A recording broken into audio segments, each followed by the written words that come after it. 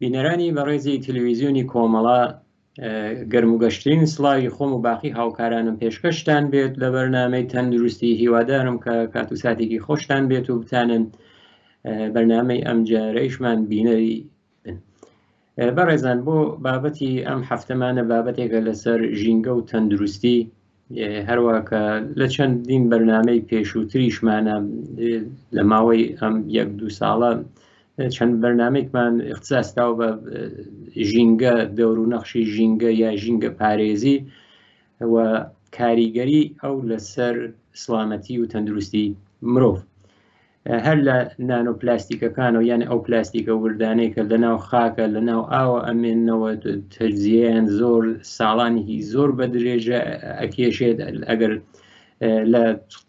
خواردن چایسە بە شێوەیەکی مستەقیم بە سەوزی یا مێوەی کە مستەقیم ئینسان خوات، یا ئەوەی کە ئەو حیواناتەی کە ئینسان کەڵک وەرەگری لە گۆشتیان ئەتوانێت لە لەشی ئەوانە انتقال پەیا کاتەوە بە لەشی مرۆڤ و نەخۆشینگەرێکی زۆر هەر لە حاڵەتگەرێکی سادە تا شێرپەنجەمان بۆ دەستنیشانکە. بۆ ئەم هەفتەیشە بەرنامەکەمان کە لەسەر ژینگە و تەندروستیە سێدانە لێکۆڵینەوە و تاقیقات و پرۆژەیەکی تازەیە کە لە ماوەی یەک مانگی ڕابردووە ئەنجام دراوە کە هیوادارم جێگەی ڕەزامەندی ئێوە بێت. یەکەم لێکۆڵینەوە یا تاقیقێکە کراوە، ئەڵبەتە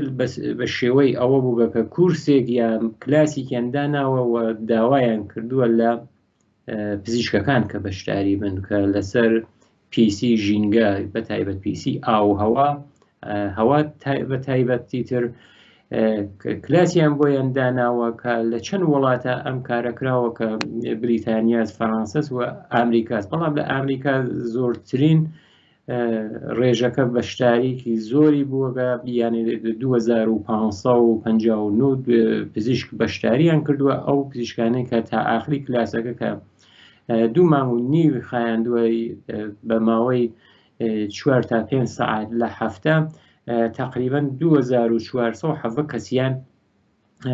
تا ئاخری ئەو کورسە یا ئەو کلاسە بەشداریان کردووە، یانێ 40-50 کەسێکیان بە هۆکارێک بووە نەیانتوانیوە تا ئاخری کورسەکە لەوێ بن و بەشداری بن. ئەوەی کە ئشارە کراوە کە بۆچی ئەو کورسە ئەویش بۆ پزیشکەکان دایانناوە کە وتویانە یەکێک لەو ڕێگەگەرە کە ئێمە شکیە بین کە بۆ ارتباتێکە لەگەڵ مرۆڤێ بێت، چونکە ئینسانەکان نەخۆشەکەون و مراجعەکەن بە ئێوە، ئاگاداری یا ئەوەی کە وەکو زەنگ هۆشدارێک ئێوە بیدەن بەو مراجع کونەندەگانە ئەوانەی وا تێن بۆ سەردانکردنی ئێوە، بەڵکو ئەوان بتوانن دەور و نەخشی خۆیان بێت هەم بۆ تەبلیغ هەم بۆ تەرویج، کە توانن ئەو تەبلیغ و تەرویجە ئەنجام بدەن و ئەو حاڵەتێک وەک ئەوەی کە بتانن ئەو یانێ چۆن ژینگە پارێزی بکەین ئەوە کە زۆرتر بێت. دیارە ئەو کلاسی گەریشە کە بەرگزار بووگە زۆرتر لەسەر حاڵەتگەرێکی ئۆرژانس، ئەو حاڵەتگەرەکە لە ئۆرژانسە دێتە پێشەوە، بە تایبەت بۆ نەخۆشیگەرێکە وەکو هەناسەتونی، وەکو ئەوەی کە سوزشی چاو، ئەوەی کە چاو ئەگزنێتەوە یا تووشی ئاوڕیزشە بێت، لەسەر ئەوانە کلاسەکانیان بۆیان داناوە. دیارە ورتریش ئەگەر باسیکەین ئەوانە لەو کلاسگەرە کە داناوە بۆ پزیشکانە ئاڵوگۆڕگەر و کە ئاڵوگۆڕێکە بەسەر ئاو هەوا هاتووە، ئەوەی کە گۆی زەوین گەرمە بێت و ئەو تەسیراتێکە ئەتوانێ بیبێت. جیادەوەیشە ئەو پیسی ژینگە کە بەهۆی ئەو سوختە فوسیلیگەرە یانێ نەوت و بنزین و گازایل ئەوانە تێتە پێشێت، بە تایبەت یەکێک لە مەوادە کە لە ژینگە زۆر تەسیری خراپی هەیە لەسەر سڵامەتی و تەندروستی کەربۆنە. لەسەر ئەوانە کلاسیان بۆیان دانیاوە چاڵشکەرێکە ها لەسەر ڕێگەیانە چۆن توانن لەگەڵ ئەو چاڵشکەرە یا ئەو مشکڵاتێک کە ها لەسەر ڕێگەیانە بەرخوردکەن.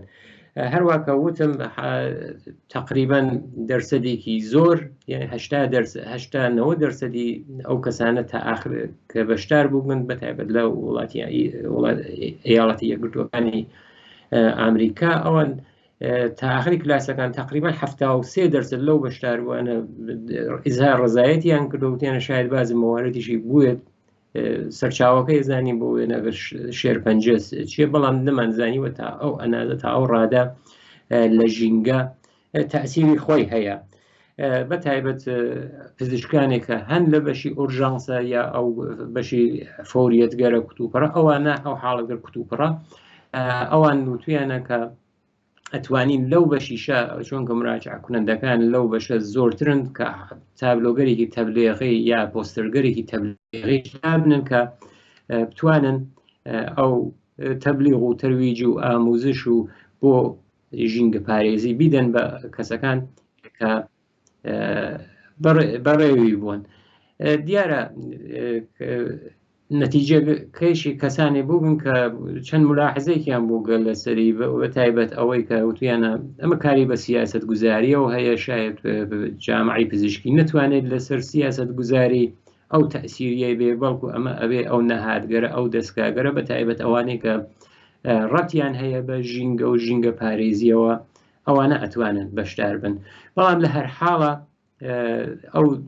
نەزەراتەی کە هەیە موسبەت بووگەوە هەوڵیش دراوە کە ئەو نەتیجە بە وڵاتگەری تر چه وڵاتگەرێکە وڵاتگەرێکی تەوسعی یافتن یاوانێک کە هانە حاڵی تەوسعیانێ بۆ توا وڵاتەکان ئەو کلاسگەرە شێوەی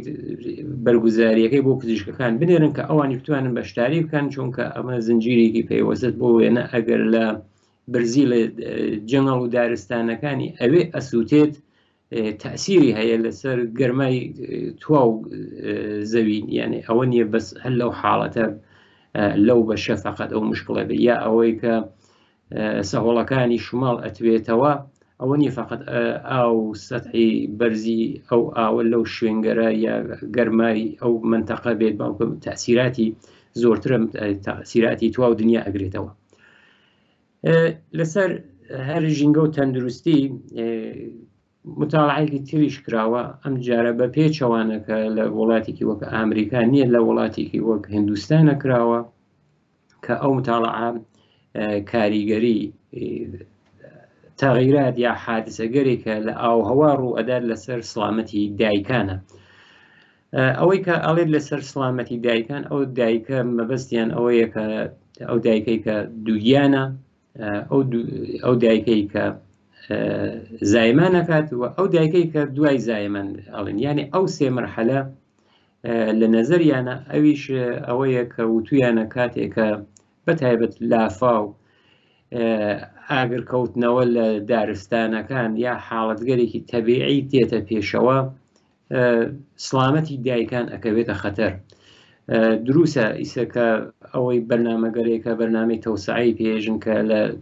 سازمان ملل و یونیسف و ئەمانە ئەجرا ئەکرگێت کە مەرگ و میری دایکان یا مناڵان هاتووەتە خوارەوە، بەڵام ئەڵێن کە کاتێکە ئەو حەوادثە تەبیعیە بەهۆی ئەو ئاڵ و گۆڕەکە لە ئاو هەوا دێتە پێشەوە، دیسانەوە هەم عفونەت هەم مشکڵی زایەمان لەو دایکانە ئەتوانێت بەرزترەوە بێتەوە، یعنی ئامارەکەی بڕواتە سەرەوە بە نسبەت شرایطێکی عادی. دیارە عفونەتەکە ئەتوانێت بەهۆی ئەوەی بێت کە کاتێکە بۆ وێنە بە دوای لافاوە کە ئاوارە ئەبن یا مشکڵاتی تێت ئەوە ئەتوانێت سەرچاوەکەی بێت. بەڵام ئسترس کە یەکێتر لەو حاڵەت گەرەسەکە ئەو دایکانە تووشی ئسترسە بن، ئەتوانێت زایمانێکی زوود ڕست بێت پێشە لە مەوعد بێت، ئەو مشکڵاتە ئەتوانێت بێتە پێشەوە. ئەو تاقیقاتی کە وتم لە هندوستانە کراوە ئەوان وتیانە یەکێک لە هەدەفەکانی تەوسعەوە، هەدەفەکە تەوسعە بەرنامەیەکە کە لە چەندین ساڵەدا نراوەکە لە تا ساڵی 2030 ئەوەی کە بێسەوادی لە کولی دنیا ڕیشەکەن بێت ئەمانە. بەڵام یەکێک لە ئەو بەرنامەی کە بەناو بەرنامەی تەوسعە ئەناسرێت هەر لە WHO سازمان مللە، هەردووکیان لەسەری کارەکەن، یەکێکی بێداشتە یعنی تەندروستی دایکانە، بەتایبەتەوە کە دایکانی کە حامڵە ئەبن بۆ پاراستنی ژیانی خۆیان و ئەو مناڵانیانە. ئەڵێن کە ئەو خەتەراتەی کە هەیە بۆ دایکانی کە دووگیانن فشار خوێنی کە لەسەرەوە بێت عفونەت بێت یا ئەو ئینسداد یا بەستنێک بێت کە لە حینی زایمانە ڕۆدات، ئەوە ئەتوانێت خەتەراتی بێ بۆ دایک یا ئەوەی کە کێشی کەم وەزن بێتە خوارەوە بۆ مناڵ، ئەوانە ئەتوانێت ئەو خەتەراتە بێت. بەڵام لافا و بەرزبوونەوەی چوونە سەرەوەی گەرمای زەوین ئەوانە ئەتوانێت تەسیراتێکی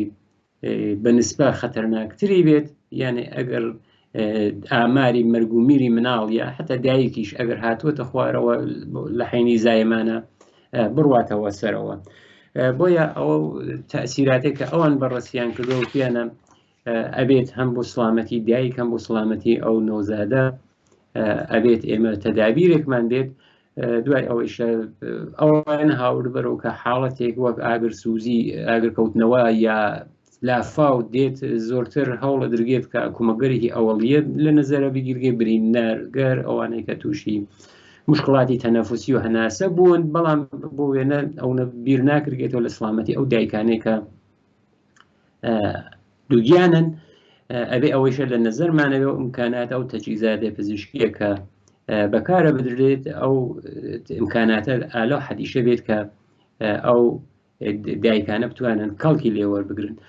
ئەسڵی ترین شتێکە ئەوان تەسیریان داناوتیانە ئسترسە، حتممە ئەبێ دەکە و ئیکیبگەرە بەشی ڕەوان پزیشکیش لەگەڵیان نەبێت کە ئەو ئسترسە بار ئسترسە کە ئەتوانێت بێتە مشکڵاتێکی خەتەرزا هەم بۆ من ئەو نەوزادە کە لە زگدایکی یا هەم ئەو دایکە دووگیانە ئەبێت لەو بەشە بەتایبەت کەڵکی زیاتر وەڵ بگیرێک لەو کەسانێکە لە بەشی دەرونی و نەفسی و ڕەوانی ئەو کاریان کردووە تەسیراتێکی موسبەتیان بێ. دیسانەوە تویانە کە ئەو وڵاتگەرەی کە تەوسعێکی وایان نییە، مەبەستیان هەروەکو وڵاتگەرێکی وەکو هێندە کە جەمعیەتێکیشی زۆریان هەیە، تویانە کە هێشتا دەستڕەسی بە بێداشت کەمە، سووە تەغزیە هەیە یا ئەوەی کە مەرگومیر ئەبینین کە ڕێژەکەی هێشتا بەرزە. ئاخرین مۆردێکە هەیە ئەویش تاقیق و متاوعەیەکی تازەیە کە لە هەفتی ئەم مانگە کراوە، یانێ کەمتر لە 15 ڕۆژ لەوە پێش کە ئەم تاقیقا هەر لەسەر ئاگرکەوتنەوە لە دارستانەکانە کە ئەتوانێت پێیان بردووە مادەیەکیان دۆزیوەتەوە کە دوای ئاگرکەوتنەوە ئەو دووکەڵەی کە لە هەوا ئەمێنێتەوە مادەیەکی هاتیە کە ئەو مادە ئەنازەی وردە ئەتوانێت بڕواتە ناو سی لە خواروترین بەشی سیە خۆی جێگیر کات و تووشی شێرپەنجەی کات. دیارە ئەو ئاگرکەوتنەوە زۆرتر ئەو دارستانە گەورەگەرە هەیە، بەڵام ئەمێ لە خەبەرەکانیش ئەویسین لەو ناوچەکانی خۆیشمان ئاگرکەوتنەوە کەوێت هیچ فەرقێکی نییە ئەو دووکەڵە ئەوەی کە هەوای ژینگەکە ئالوودە ئەبێت ئەوە ئەتوانێت مشکڵاتێک سازکە کە بێتە شێرپەنجە. تقریبا ئەویان وتوە ئەگەر بە شێوەیەکی کولی عەرزە خزمەتی ئێوەیکەن کە ئەو ئاگرکەوتنەوە تەسیراتی هەیە، تەسیراتەکە دوو جۆرە، یا ئەوەی کە لەسەر سیستمی دڵ و دەمارەکان تەسیر خۆی دائەنێت، یا ئەوەی کە تەسیری خۆی لەسەر سیەکان دائەنێت. مادێکیان کە شناسایی کردووە کە PAH کە ئەو PAH مادەیەکی سەرەتانزاز کە ئەتوانێت بە ئەنازەیەکیش وردە کە ئەتوانێت لە ناو سیە بەشی خوارە و خۆی جێگیر کات و مرۆڤ تووشی شێرپەنجە کات. بۆ نمونە فیلیپ دوموکرتیۆ کە لە نیویۆرکە ئوستادی زانستی علومی نانۆ یا ئەو ڕێز مهندسیکی محیط زیستیکە ڕێز مولکولەکان و مولکولە ڕێزگەرە بەڕاستیەکە وتویە ئەو زەڕاتە هەیە مشاهدەمان کردووە، بەڵێ ئەو نێشە ڕێزن کە ئەتوانن لە خواروترین بەشی سیەکانە خۆیان جێگیرکەن و هۆکارێک بن بۆ توشبوون بە نەخۆشی شێرپەنجە.